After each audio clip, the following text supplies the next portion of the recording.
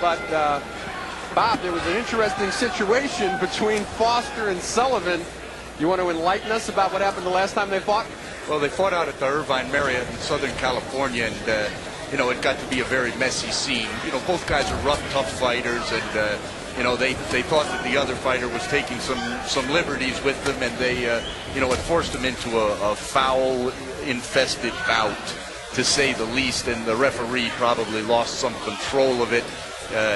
You know, both guys were fouling each other, admittedly, and it ended up that at one point in time, after being brutally headbutted, Sullivan went down, and when the referee, who missed it, came over, you know, rather than get up, he complained to her, and she waved it off, you know, and the result was a TKO against Obed Sullivan by Foster. Upon review of that, the California State Commission, you know, called it a no contest or whatever. I don't know, a no decision, a no contest, a technical decision, but it's this is a rematch of that, and I just hope both guys have gotten that out of the system, because we don't need that in this business. And I think that, you know, officials should take a much, and commissions, for all the things they're suspending everybody for. I think anybody that, you know, you can see an intentional foul, and people in this game can tell an intentional foul when they see one. I think it should be 6 months on the shelf, and that would put the message out there. We've seen some guys in high-profile fights that have gotten away with it. Well, okay, we're halfway gone here in round number 1. And already the head's starting to get sloppy in here. Martin Foster complaining. We say somewhat tongue-in-cheek, a highly anticipated rematch. Of course, Obed Sullivan comes into the fight 19 wins, 1 loss, 1 draw, 14 big knockouts. Martin Foster comes in 11-13-1 with 8 KOs. But nevertheless, possibly payback time here. And Foster's a rough kid, you know. He comes to fight, and Obed, I think, is one of the rising stars in the heavyweight division. But, you know, he can't overlook a guy like that. This has been in with him before, and, you know, doesn't have a ton of respect for him at this juncture. Well, Foster did start his career out with 9, going undefeated in his first 9 fights before running into Canadian Tom Gillespie and getting stopped in the first round. And that stoppage came back in November of '93. Obed Sullivan's only loss coming a 4-round decision to Jonathan Grant back in June of '94 in his 3rd pro fight. Undefeated since then, had a draw with Ahmad Abdeen, and there's been some talk about that matchup as we're coming on the 22nd mark here in round number 1.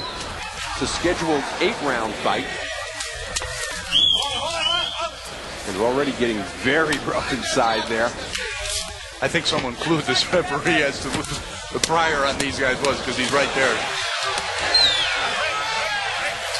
Obed keeping his cool as Foster goes in and tries to bang away on the inside at the end of round number 1.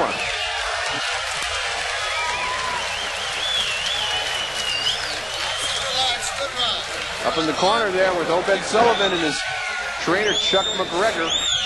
So Chuck doesn't want to see this one get out of hand again.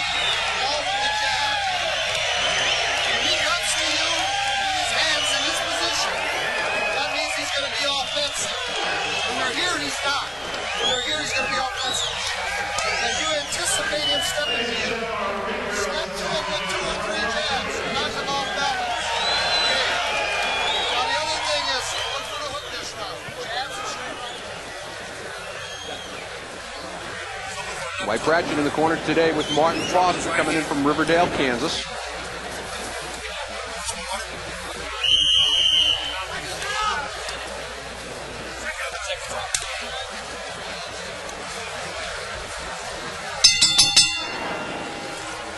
Round number 2, we're scheduled for 8. It's IBF Intercontinental champ Obed Sullivan.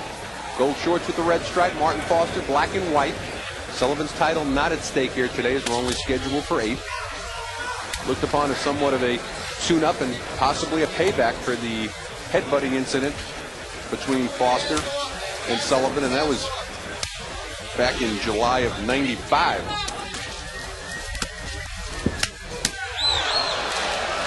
Good work there by Foster. Obed laying on the ropes a little bit.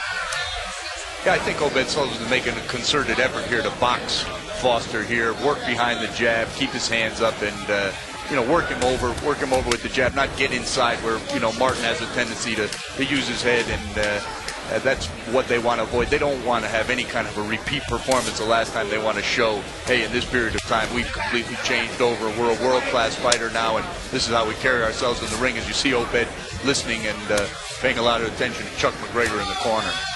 Something that he does very well. Sometimes he doesn't follow. After his fight with James Gaines recently, he just said that part of the reason that fight went 12 rounds is because he wasn't listening to Chuck McGregor as much as he should have.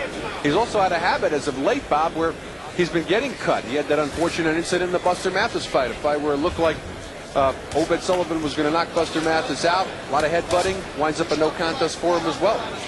No, well, listen, it's something that is possible in all of these fights, and you try to avoid it. But it seems like Obed, in the body positioning he gets into and everything, is even a little bit more so susceptible to it. Not a lot on those punches by Foster, but you can see that he's very willing. Sullivan coming in at 228 pounds today. Not the lightest he's been in a pro, but certainly not the heaviest either. He's been up as high as 250 pounds. 2 out of his first 3 professional fights. You know, Foster, everything is, he loops everything, and Obed's here on the inside with short shots. That's what he wants to do here. He wants to show, hey, I've matured, I've come along, I've changed over, and this other guy's the same guy that I had a little trouble with out there in California, and I think that that'll be the long and the short of this fight. Nice little short, quick shots by Obed Sullivan on the inside. Foster's last fight was this past June. Hasim Rahman stopping him in two rounds.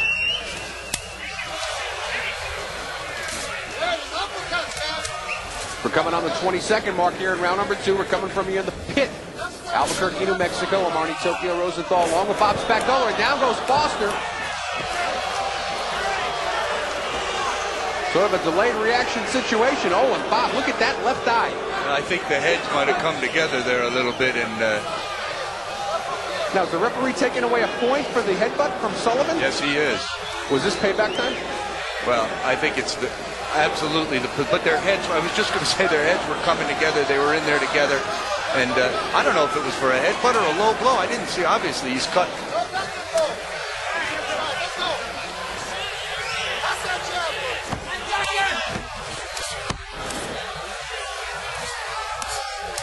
Chuck McGregor told Obed Sullivan nothing low. Well, he certainly doesn't want to lose this fight on a foul.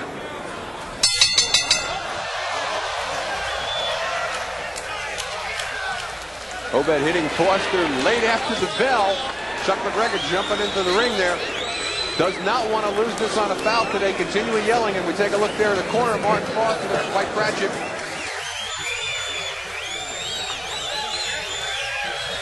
We're going to try to take a look here. Exactly what happened to force Foster to drop down during the second round.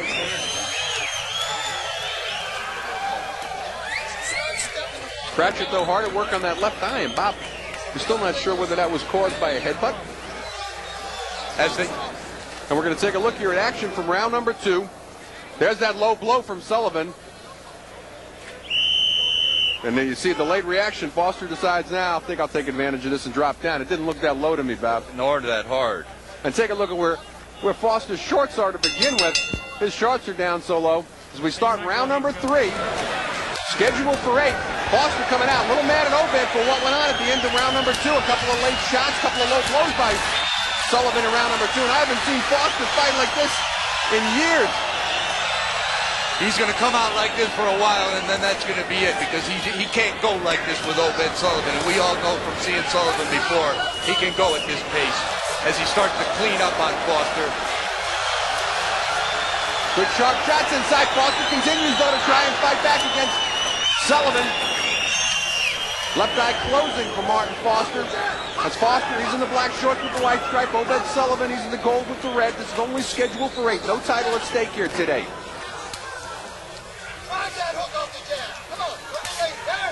See, Obed likes to fight on the inside here, but look where their heads, look at the positioning. Their heads are coming together as we speak. They're right in there with each other, and that's dangerous. I'd leave Sullivan on the outside and just through attrition. No, they're coming in there. A lot of rough tactics. Well, Bob, maybe they could fight 100 times and those heads are going to bang like that, just like they did back in July of '95. I agree with you, but that's why I'd have Obed on the outside. I just wouldn't.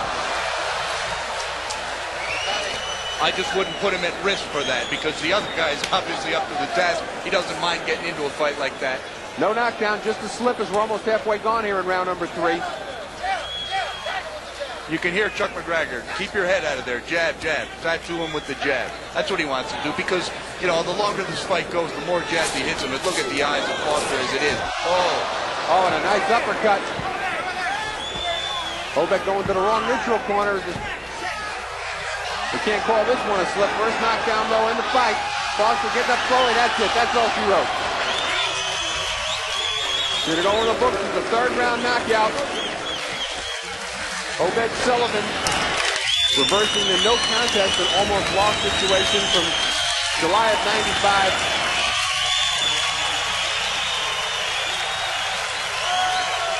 Always a class act, Obed, trying to get the crowd to cheer on Martin Foster. Obed Sullivan will improve to 20 wins, 1 loss, 1 draw. It's his 15th knockout.